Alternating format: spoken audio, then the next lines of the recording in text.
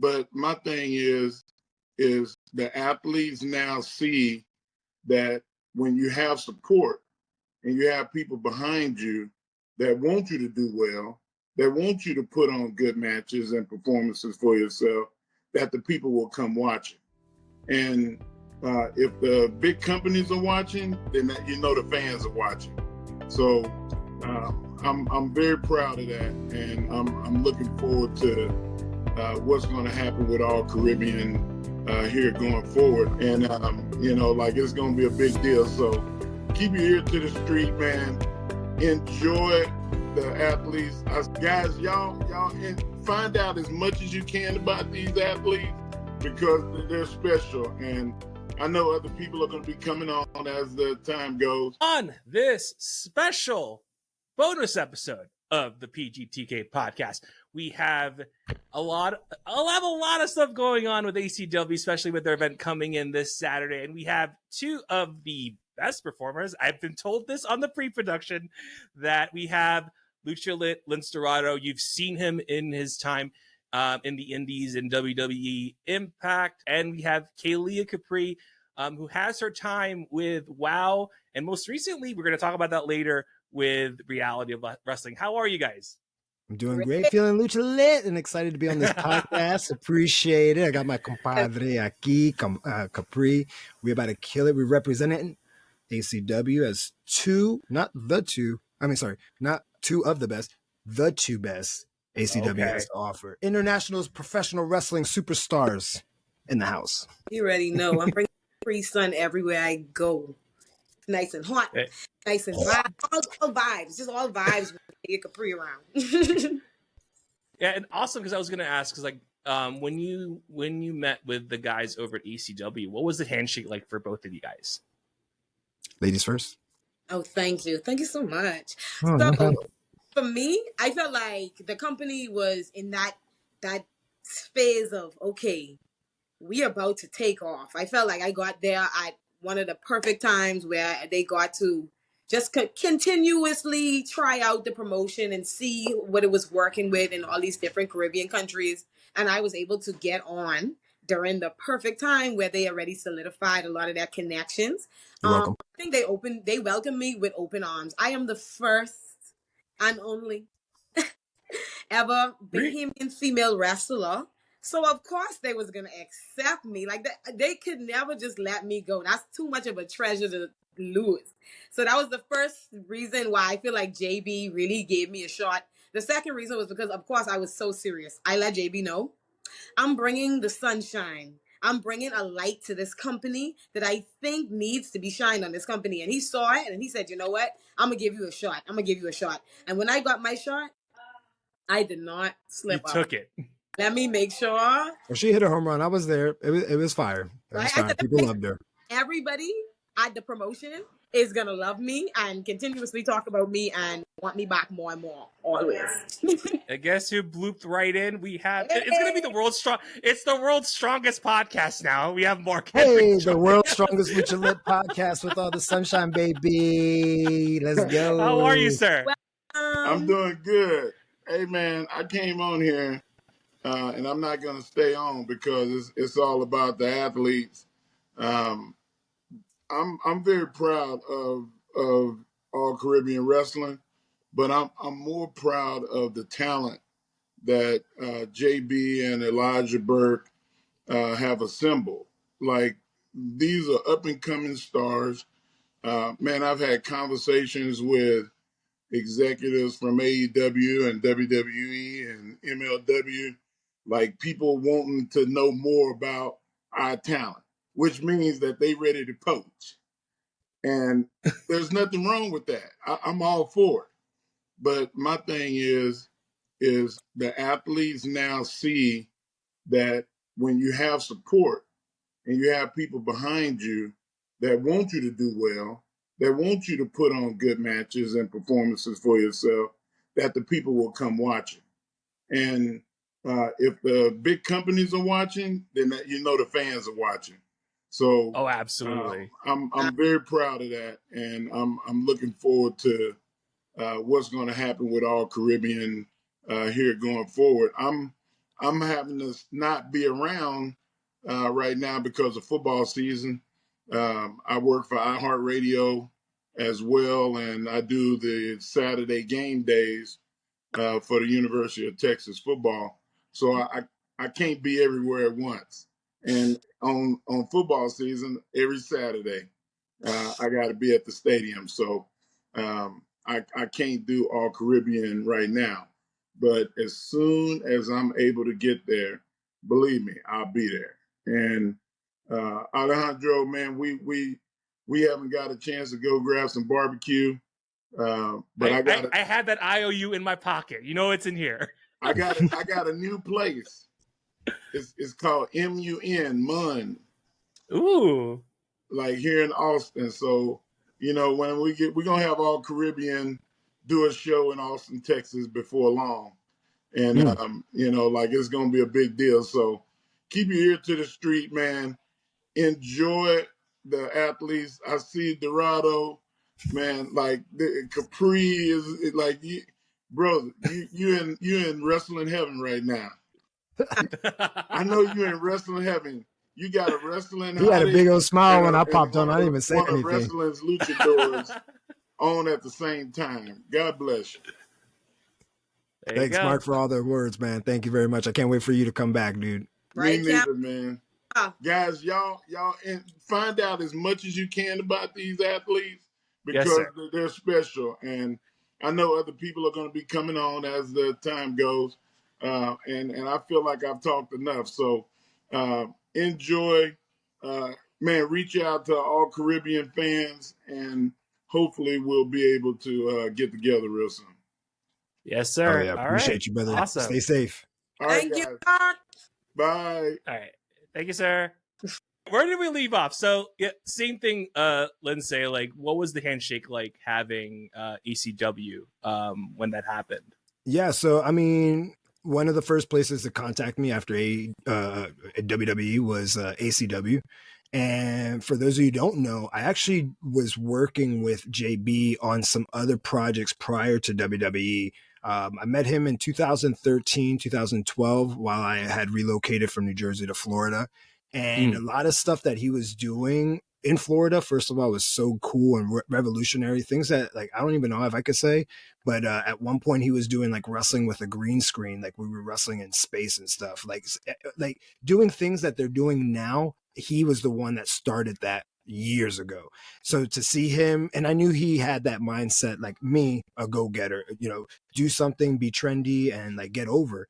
And like I said, he was one of the first people who hit me up after WWE, and it was a no-brainer. I said, yes, absolutely, especially being helping him with the Latino version of the Caribbean, all Caribbean wrestling, hitting all those islands that are Latino heavy and trying to get out there for ACW. There's a lot of people, a lot of places right now that are, fighting for ACW to go out there. There's not a lot of wrestling and not a lot of good wrestling in the Caribbean, and ACW has brought that. JB has brought that. Mark Henry has brought that with his, scout, like his eye for scouting. And, I continue to do that for him too, as well. Like, I do consult with WWE, but I also consult with ACW because I want ACW to grow. And I want it to be successful, more successful than it is now.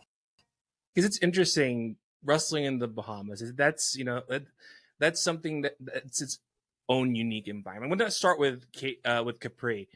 Wrestling in your own home country.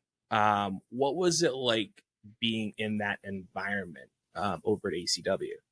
So I already knew what type of environment I was walking into because I grew up there my whole entire life. I always tell people how we used to have high school basketball games, high school track meets, and everybody would gather there, and it's like a huge festival because in Caribbean culture, we want entertainment, we want excitement, we want anything that could get your blood moving. Okay, so they very willing to accept anything entertaining. When I knew ACW was coming to the Bahamas, I literally told everybody before we even sold tickets. I said, y'all, the Bahamian crowd is gonna get behind us extremely easily. extremely easily, especially because when I was there, before social media was popping like it is now, I think I was already on social media posting things, getting my name out there. People knew me from track, people knew me from this, that, and the third.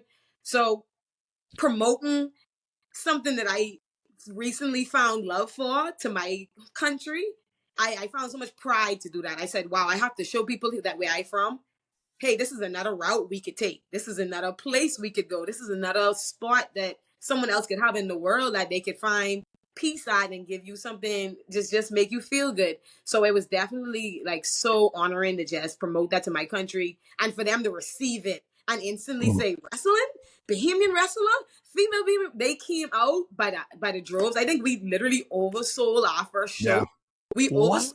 Oh, Yeah, I think they put out like 600 chairs, and then they had to put out like 400 more. It was wow. And yeah, it was pretty wild. It was pretty wild. The radio stations came out. People were wanting to know what was going on. And when I was there, the responses for me walking on the street, they was like, "Aren't you the wrestler? Don't I know you? I saw your face. I saw your face. I saw your face." And it was so energetic. Like before I even went out there, I already knew the response I was gonna get. So knowing that made me feel so good that I didn't even think about the response anymore. I wasn't even worried about, is the crowd gonna enjoy this? I already knew that. That was already answered in my head. The only thing that I was focused on was giving JB something that to show him, hey, for adding me to this group, this is how we're gonna grow. This is what I'm gonna bring to the group to help us achieve our goal. Because anybody that sits at our table, I think at ACW, we all eat.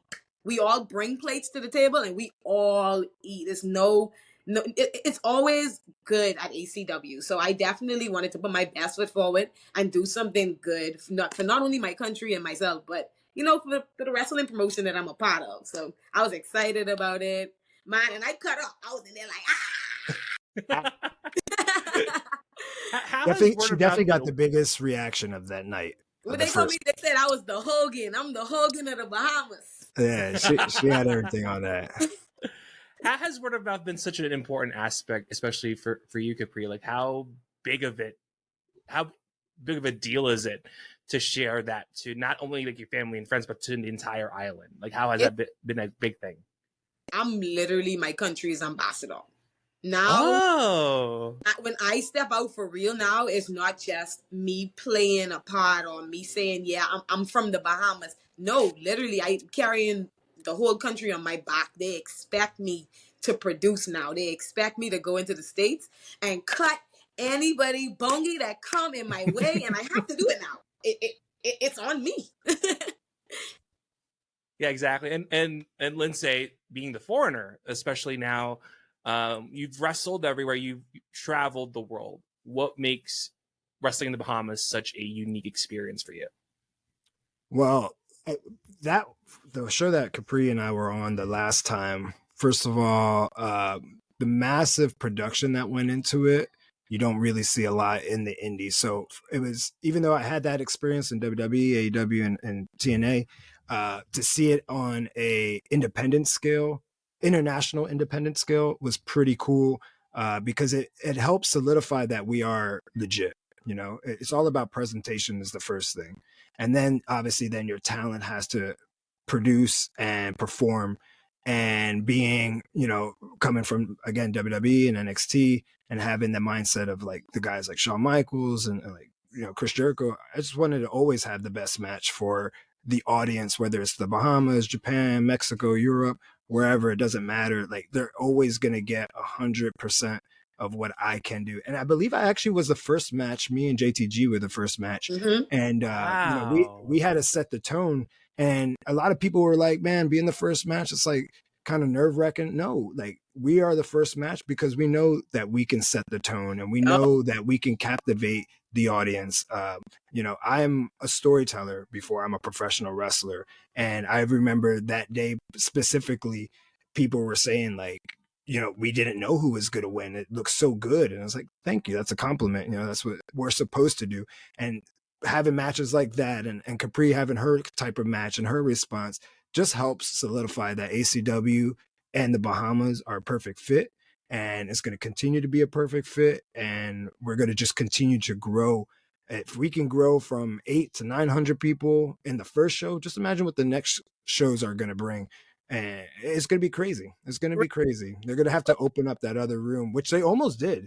I think they almost did. But we were occupying it as the locker room. And we were just like running out of space. Yeah. And they had to turn people away. You know, we put out more chairs, but we had to turn people away. And you never want to do that. But then when you hear about it, you're like, damn, what are they doing that they got to turn people away, that people have to come see it? It's a good problem. It's a good problem. Yeah. But you're bringing professional wrestling. You're not bringing wrestling, right? Anybody could bring wrestling, but we're bringing professional wrestling to the Caribbean at the highest caliber. Literally. Yeah. So working with JB and Elijah Burke, like, what makes them special to work with them in each and every show for the ACW? I mean, they've have experience with TV. They have experience at the highest level, you know, producing professional wrestling as a television, as a product of merchandising, as a product of want-see content. That's what we're producing. We're want-to-see content, you know, a must-see content. And those guys honestly know it. JB is an excellent producer when it comes to production, when it comes to marketing, when it comes to rallying up. You know, I call him, I don't know if I'll say it on here, I don't care, but behind closed doors, I call him the Black Paul Heyman, because sometimes his speeches bro. Awesome. Yeah, you don't realize, like, when people say Paul Heyman, they think of that one speech he gives in ACW. I feel like JB lights a fire under everybody's butt every time we go out there, whether it's weeks before the show or the day of the show. He knows what to say and how to motivate the gang. He knows how to motivate the gang to go out there and do what we do best, professional wrestling. Okay. How about you, Capri? Like, how's working JB and Elijah been such a special moment for you working at ACW?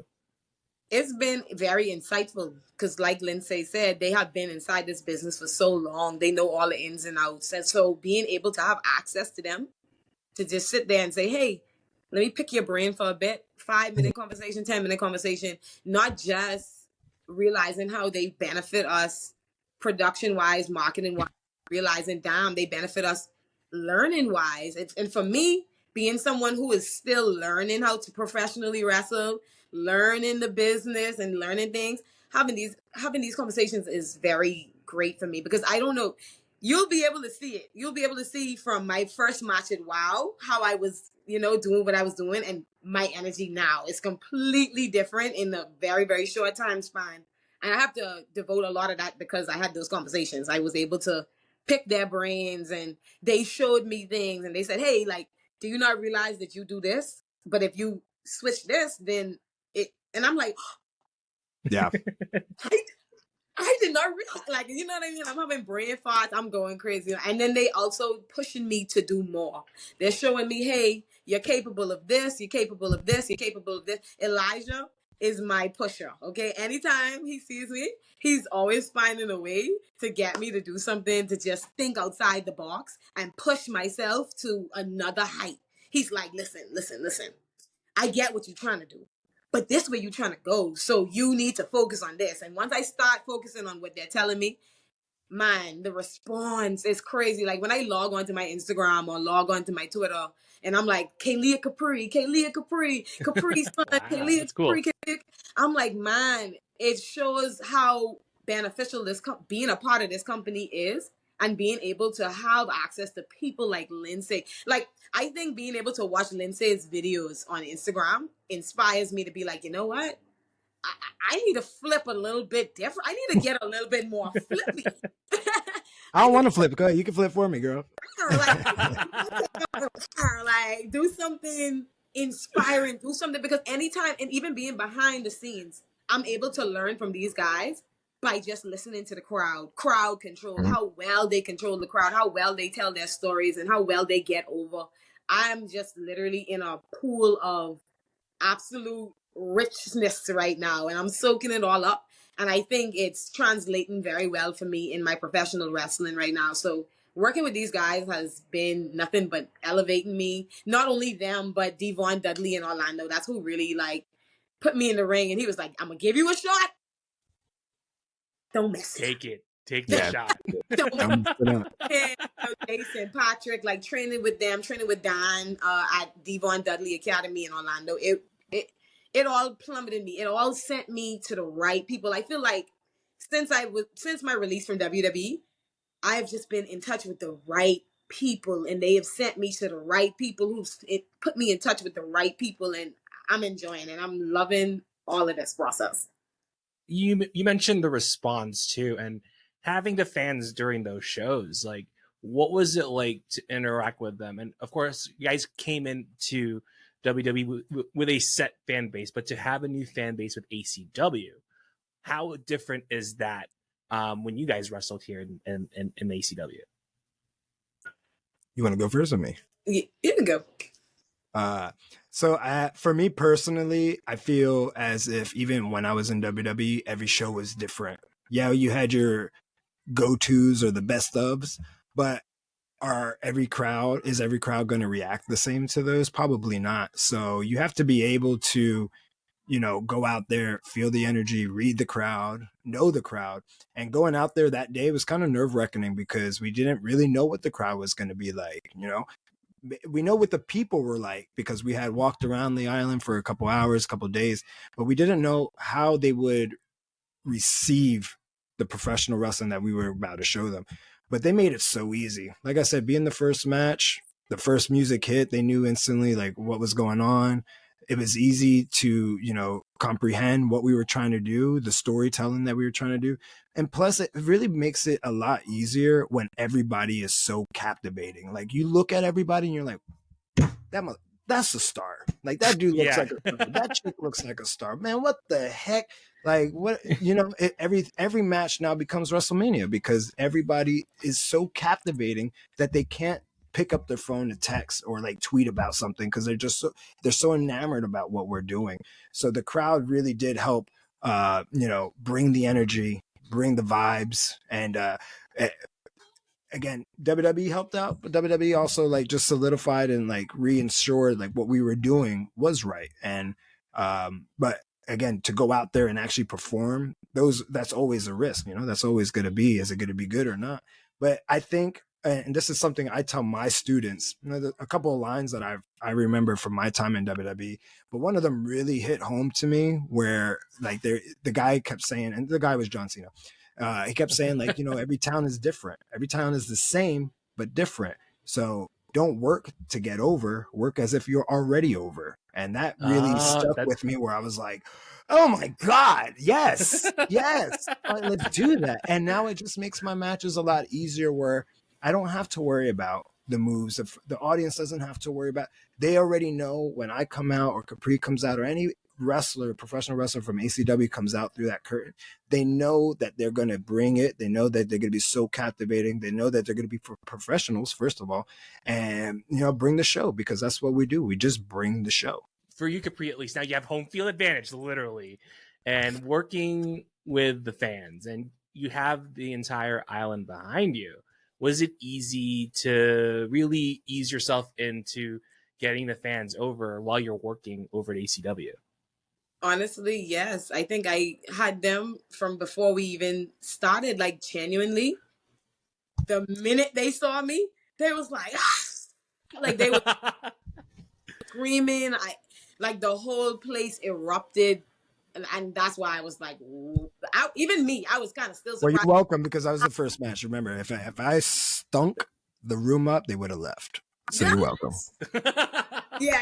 He put it here. He put the bar here, so they was already like yeah. I will say though, I do exactly that further confirmed that when I came out, it was going to be good. Just like Lince said, they saw from the first match, this is quality.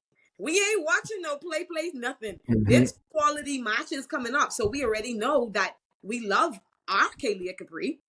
We already getting quality matches, so of course the Capri Sun is going to come and shine. Okay. It's going to shine bright.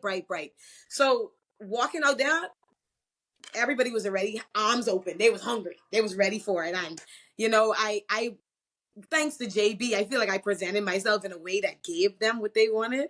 But at the same time, they was like, oh, we want more. We want more. Like, exactly. Like, you know That's the motto of wrestling, especially as a good performer and a good booker. You give them just enough that they like just want more. They just want more. They're not greedy. They're just like, damn, that tasted It's so just good. enough. It's Just enough. Yeah, just enough to want to come back. So and and we're gonna come back. I think for me, the ACW fans are very different. Being at WWE and, like I said, being on social media and noticing these things very early, I noticed that, you know, like you said, WWE fan base is very generated. They know what they're pretty much getting. They know what WWE is going to build. I think with ACW, you don't know what you're going to get. So in order to actually say you invested, you actually have to know the competitors. You actually have to get to know us and look at our Instagrams, follow our stories. You actually have to really care enough. And that means that we're doing our job of entertaining you enough to care. And I think that's what we have a strength in ACW fans. They care because they're so entertained and they're so engaged, genuinely. You know what I mean? We don't have 100K followers. We're not movie stars. We are regular people with amazing athletic abilities who are able to come together on a production and create things and present it to people. And they are able to make their own judgments on it. And the fact that we're putting out things and they're just like, you know, they want pull them in. That exactly. We pulling them in genuinely is what I love. I think when I was at NXT, when I got there, oh my God, I'd post a picture. 2,000 likes easy. The minute I got dropped, I was like, where my likes go? Where did all the fans go? Where did all the support go? You know what I mean? And it instantly hit me. Oh, it's because I'm not in WWE no more. I'm not affiliated, so they don't care for me anymore. Now I have an opportunity to actually build a rapport with fans that care. That's the benefit of being at ACW. We're creating a genuine environment. Yeah. Amazing. And there's like a connection for you guys. So there's a genuine personal connection exactly. for fans who might know you and they see you work. It's almost like, oh, okay, she has something. And they watch and they follow. And then you see the bright lights over at ACW, basically. Mm-hmm. Lince kind of touched on his debut. How about you, Capri? Like, what was your debut like over at ECW? My debut, so my first ever debut, this is the funniest story ever. So, like I said, I'm a brand new pro wrestler, okay? I am still in this athletic mindset where I'm used to my coaches telling me everything I need, what time to do things. You know, I'm now in the indies where I'm independent for real, and I'm making decisions for myself, so it was kind of nerve-wracking. I was not thinking, and I flew to Atlanta for my first match, right? And I flew over there with no gear. No gear. That was the Say It Loud show? That was the Say It Loud show. I was there. Go on. I got to hear this now. Go ahead. I got to hear this. The gag of it was, I was fully prepared to come in there looking flawless. Okay, I had an outfit, my hair was done, nails done, shoes, everything, right? I get there. And I'm like, yeah, JB, I'm going to just cut a promo. Blah, blah. He was like, no, you're wrestling. And I said, huh? I said, I'm fresh out of the PC. I don't know if I got it in me to wrestle. So he was like, okay, it's okay. Just put on your gear. And I was like, JB. What gear? I don't want my gear. Man, I let my little sister go to Walmart to get me some knee pads. She bought me some knee pads from Walmart. They was the wrong knee pads, of course. And literally, I said, you know what? We can make it work. I walked into the ring with my heels on. Everybody was like, what is this girl doing? And I said, we're going to make a statement today. And I was like, hold on. Let me take my heels off real quick before we start tussling. This is exactly how it happened. I think she was wearing like a blue bodysuit or blue like jeans. What? Yeah, it was something. And I was just like, is this shit going to try to wrestle in this outfit? And then they were like, yeah, she don't got no gear. I was like, this is, god dang. I remember that. And I said, let's go. I'm ready to go. She killed it. I do remember. I don't know if it was a tag match, but I remember you came out with something. It was a tag, yeah. On 3. It was Sunny with Jada and yeah, that's what it was. And it was like it had a good colorful crew of people, and then like you see her, and you're just like, one of them don't belong to this group. It's like Where's Waldo at that point. Oh, but it was easy to find. Trust me, it's super easy to find. I said I have to play it off like I did this on purpose. So I walked out there with my jacket on and everything. I had a fur coat, everything. I was like, yeah, y'all, it's Kaylia Capri. I did this because I want to. I pull up at the wrestling match how I want to because I want to. Period. And ain't no one gonna take me out. Ain't no one gonna take me out. I went there. All I was thinking in my head was, please, Lord, do not let this bodysuit rip when I throw this kick. Please. She just take the wheel at that point. You just take the wheel that day. I was just earrings. I telling you, I forgot everything. Earrings was still in, and these was hoops, like butterfly hoops. They was flying all over the place. I was like, oh Lord, we really like street fighting now. This like dog fight. Oh my god! So, and as each show progressed and heading into the Bahamas, like what have you guys noticed with not only how the quality of each match and as performers, but the fans around you? What was the one thing that you guys noticed as each show went on? that we have more people talking about us. I would walk out into the world and suddenly they were like, oh yeah, all Caribbean, right? All Caribbean. And I was like, okay, all Caribbean is starting to creep its way into the wrestling community and trickle through, and people are starting to pay attention. And that's what I kind of noticed when I got there. It started, the more we did, I feel like every time we put on a show, we always take it a notch higher. It's never like we stay at the same level. It's always a notch higher and a notch higher, giving people more and more reasons to tune in. That's what I think. Yeah. For me, that's good. That's a good question. I actually, you know what? I do find more of my peers. Like, yeah, there's fans and all that, but I feel like my peers are asking more and more about it. And they know that it's not like a vacation. They know that we're down there to work and like put in, the wrestlers put the ring up. We don't have a ring crew. We put it up. So it's like we go in to work, but I found my peers asking more and more about all Caribbean wrestling. Like, yo, what's up with that down there? What y'all doing? That I see it on my feed all the time. And that goes to a couple things. One, we are popping off. We are becoming up there, top 5, top 10 independent professional wrestling shows out there. Not only internationally, but also like domestic. And a lot of my peers are asking about what we're doing. They see what we're doing. They're inquiring about how they could be a part of it.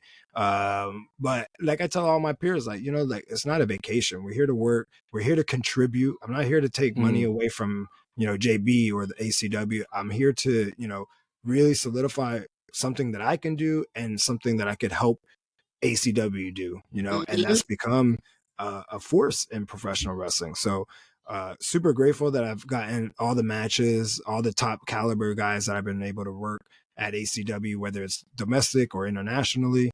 But at the end of the day, not only are fans talking about it, but other wrestlers are talking about it as well. And I was going to ask this too, especially with Capri. You took part in the Sherry Martel Classic. You have your time in WOW, and being in this movement of basically highlighting the women's division in a lot of wrestling. How did that translate into your success coming into ACW? Oh my goodness. I think ACW actually caused that success because, to piggyback off Lince, ACW is attracting many wrestlers from all over the world. I remember going from, I would love to wrestle Jada. I would love to have a match with Maya.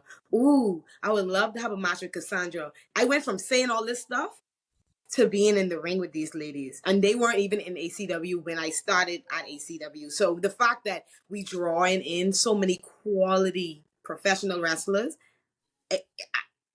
it's putting me in, like I said, it's putting me in doors that I never knew that I was going to be walking into. I feel like being a trailblazer for the women, especially, is crazy to me because not too long ago, I was a track and field athlete, out of the loop, not knowing my calling, just trying to figure things out. And to now be somebody that people look at as a strong figure in wrestling. To stand next to like names like, Bianca, like people comparing me to Bianca. I keep seeing that's cool. I can see the comparison. I can see that. You know what? Okay, and guess what? I think that is the best comparison because when I got to WWE at my Dallas tryout, they literally told me, they said, wow, you actually act just like Bianca. The only difference is you talk too much. And I was like, yeah, I'm the her version turned up on some or something. And from that moment, I was like, oh my God, that'd be so cool if I would get to, tag with her because that means our chemistry would probably be out the roof. And thinking about moments like that, I think drove me to succeed to succeed more and more and more because I want to be in rooms with Queen Aminata. I want to wrestle Red Velvet. I want to wrestle Maya World. I actually got to meet Maya and Jada, after I had to, work them a couple times. I did work them a couple times. They worked me, but that's how we got respect for each other. I actually met up with them in one other city when they just won their tag team titles for ROW, right? So they were at the table already. I came in, they sat at the table already. I walked past them and I noticed them. I heard them talking loudly about it. And I was like, you know what? I want some gold. I'm already digging for gold at ACW. Got my eyes on Maserati and Cassandra. Wow. The both of them. So I said, how could I really solidify myself in this wrestling world? I saw them and I saw opportunity. I walked over there. They gave me little side eyes because they was like, girl, what do you want from us? So, we talked, we chatted, and I said, hey, what's y'all next match? And their next match was Reality of Wrestling. So I definitely popped up on them. They didn't know I was coming, so I said, I'm going to pop up. I popped up in Houston, and I went to the practices for Booker, and I said, Booker, hey, I know you remember me from NXT. I just need a shot. Let me show you what I got. And he said, you know what? You got one chance. And I picked my moment well. I was watching Maya and Jada like a hawk, okay? I was like, let me make sure they good so that I have them on my side because why? They are the tag team champions at ROW that I'm trying to be solidified. Boom. I said, okay, let me make sure. Because in matches, there's always something that's going on. So I'm looking. Boom. I see my perfect moment. I said, oh, I'm about to save y'all. Right? Save them, help them keep those belts. And after that, we had a conversation and we talked about how I could help them, how they could help me, and how we could come together as an unstoppable force. And you know what you get when you put a stone, the world, and the sun together? The universe? What? You get the hardest three. Yeah, we see. This blew my mind. I like it. Because I was thinking, because you tweeted this a while back last year, and I'm going to read it and tell me this still rings true to you today. At the end of the day, I put in work every day that I went in that place. I have never wrestled in my whole life, but that did not stop me from showing that I can be one of the world's greatest superstars. Now that I've found this new passion, I won't stop. I'll just take another way. Does that ring true to you to this day? True. When I tweeted that was such a vulnerable moment for me because I genuinely tweeted that from my heart. I genuinely said, you know what? This is weird. Like, this is weird that I'm in professional wrestling right now. I don't know what type of response I could possibly get. I don't have all the answers. But I know one thing. Whenever I talk to anybody that's older than me and more wiser than me, they always say the same thing. You got to do things that make you scared.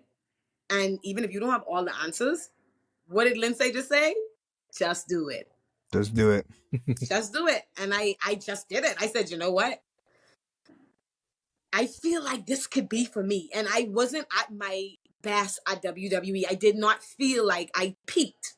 I said, I'm not going to quit doing this until I actually feel like I've shown the world what I'm really capable of. Not what I'm learning and no, what I'm really doing and I'm reacting and feeling and what I have to offer. And I then tell me my answer. You understand? So after I had the opportunity to really portray myself and I got the answer that I got, I said, I think I'm doing the right thing. And I went straight ahead and I never stopped thinking about that tweet. That's why it's pinned to my profile because I mean that 100%.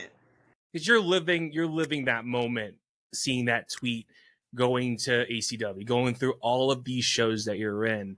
you're living that statement in your heart at that point too. I'm living in real life, like with everything. It this everything is just turning out correctly for me, and I'm looking forward to continuing this path and going even crazier because I want to show y'all my evolution. I feel like that's what I was missing at WWE, the opportunity to portray my evolution. And now I have the ability to do that. I just want everybody to see me and see how I'm genuinely taking this so seriously and really being appreciative of the fact that I'm in rooms with people that people are praying to be with. People are hoping they could ever see. They want autographs. Like, I'm in rooms with these people, shaking their hands, hugging them.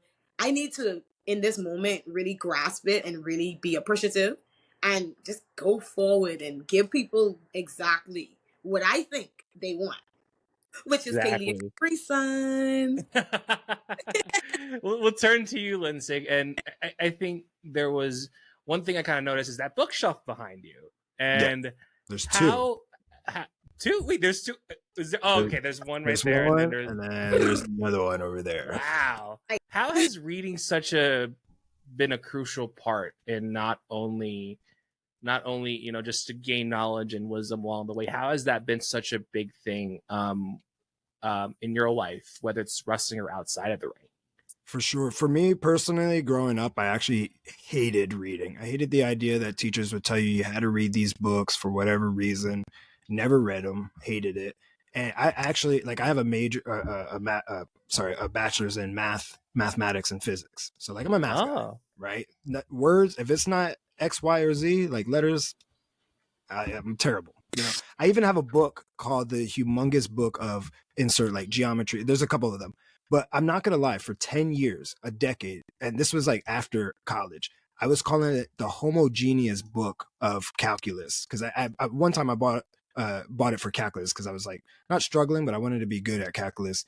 And I bought a book that was hey, this is a book for people who don't speak math. And obviously I couldn't read because I was calling it the homogeneous book of calculus, but it was the humongous book of calculus. I'm not gonna lie, 10, 12 years. And my girl at the time, she was looking at me, and I was just yeah, what you think? I'm cool, right? She's I think that says humongous. And I was oh man, I've never seen that word before. So I will say though, now as an adult, I do enjoy reading. I do enjoy the messages and the books that I pick. I don't just pick random books. I pick books that either are recommended by people with similar mindsets or, successful people. I would love to hear their stories of how they got successful. I'm not saying that I would replicate it, but it's the mindset that you're looking for. Do I have the same mindset as this person or that person? Because at the end of the day, it takes a certain mindset to be successful in wrestling, and me personally, I had to be very selfish in my early years, even with a family and kids. I had to put them second, sometimes third, because wrestling had to come first if I wanted to make it. And, once I did, obviously set my family up, now it becomes not as important. Family becomes more important. But, reading really changed my life, especially I picked it up super late, probably in the last, I want to say honestly 6 years. I really took reading to heart, and I had an incident at WWE where I was sent home for 6 months. I had behavior issues, and Capri could tell you sometimes I'm very chill. I'm very, very chill, but I'm like a legit cat. If I don't want to be bothered, I don't want to be bothered. And I had an incident at WWE, got sent home for 6 months, and I 1,000% thought I was going to get fired. I mean, I was on the chopping block, but luckily I was a Triple H guy and he saved me. But, I took it upon myself that 6 months to get my mind right by reading and get my body right by working out and getting in the best shape of my life. And one of the first books I read was a nutrition book. And then once I started getting knowledge from that, I was wow, this is the same feeling I get when I looked at my college books, my textbooks, because I actually enjoyed learning. I used to be a math teacher for 7 years while I was wrestling, and right before I got signed by WWE, I was still teaching. The day before I got signed by WWE, or the day before I left, I was still teaching. They let me teach until I was 100% committed to WWE. And so I love learning, and reading that first book really inspired me to learn a lot about my body, how it functions, like the human body. And then obviously, it's just not the muscle system you got to learn about. You got to learn about your head. So I started reading motivational books that other successful athletes either wrote or read. For example, I'm not a big basketball guy. I love sports, but I'm not a big basketball guy because I can't really see that far. I could dunk, but I can't like shoot. I can't do anything in basketball. I'm shorter than most guys, so I'm gonna get checked. But I do love the game of basketball. I love the slam dunk contest. I love all those kind of guys, and I loved hard workers. I love Kobe's. I love Michael Jordan's, Vince Carter's, all these guys. And then I realized these guys had the same coach, the same mental athletic coach in Tim Grover. And Tim Grover was a dude who helped coach Kobe to the pinnacle that he's at, right? Same thing with Michael Jordan. He started with Michael Jordan. He was Michael Jordan's original trainer. And he wrote a book called Relentless that really changed how I thought about a lot of things, especially when I wanted to give up. And one of the things literally in there was the word relentless. He just kept saying the word relentless and like, you're relentless, stay relentless. And that word really hits home to me now, especially with everything going on in my personal life. That word relentless, if it wasn't in my vocabulary, I would be broke. I would be in the gutter. I would be, has been, or whatever you want to call it. But that word has stuck with me because I had read that book by Tim Grover, and the message that he had wrote in there, again, like Nike, just do it. Anything that I love when bad things happen. I love it. My response is good. Great. I freaking can't wait for me to learn the lesson that the universe put in front of me. So that way the next version of me is even greater and more unstoppable and more relentless. And at the end of the day, I'm winning, and I'm going to be the person that's, going to be at the top of the game. Along with other books, I love reading about philosophy, from Roman and Greek philosophy. I love Stoicism. I love being a stoic person. I love the warrior's ethos. All these things really just check your ego at the end of the day, because we all have egos in professional wrestling, good or bad, you need it. But sometimes the ego isn't who you are, and you need to check him or her in order to be successful and move forward rather than stay stagnant. And then you end up becoming, bitter and not relentless anymore.